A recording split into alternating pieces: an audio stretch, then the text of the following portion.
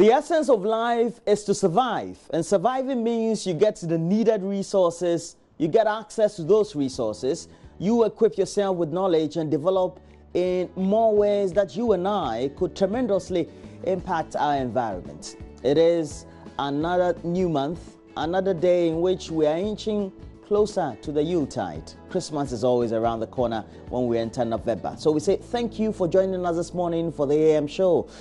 Well, on Facebook, we have our regular page there, JoyNews on TV. And then also on Twitter, we have @JoyNews on TV. And My Joy Online TV is our regular channel on YouTube. It's available for you to interact with us. We're happy that you join us. And we know that, well, we have to tell you about great conversations, but the Royals will be in town from tomorrow. They've already begun their journey in the Gambia, being there from yesterday, concluding their visits there today. They'll also be in Ghana, subsequently go to Nigeria.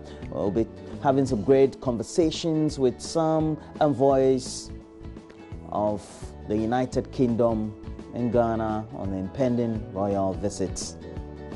It is to strengthen ties between Great Britain and the rest of the Commonwealth. And Ghana will play good roles in the Commonwealth.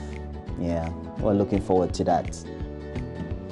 Well, remember, the visits and the conversations and the event around that visit will be live here on Joy News. We'll bring them to you live regularly, also on other channels for the multi-TV platform. So please stick and stay as you get the live pictures, the live events. But we're focusing stories on early child marriage on our conversations today on the AM show. Erastus Asaridonko has a story on a man who was arrested for marrying off his 15-year-old girl.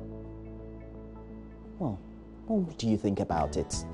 If you're a 15-year-old girl or even a young boy watching me this morning, how would you look at it, being married off at 15? And this is the second time that Erastus Asaridonko is working on an early child marriage issue. So, well, we'll be talking to him. But after all that the victims have been arrested, what is next? What happens to those who have perpetrated this, which is obviously a crime according to our statute or our regulations? So Erastus Asaridonko will be joining us live via Skype. We'll also be speaking to the Deputy Director in charge of Children at the Gender Ministry in the Upper West region, Mrs. Latifa Bobo. And we have some great charities or NGOs working in that sector as well, to bring some relief to these young children who are victims of forced marriages in their early teens.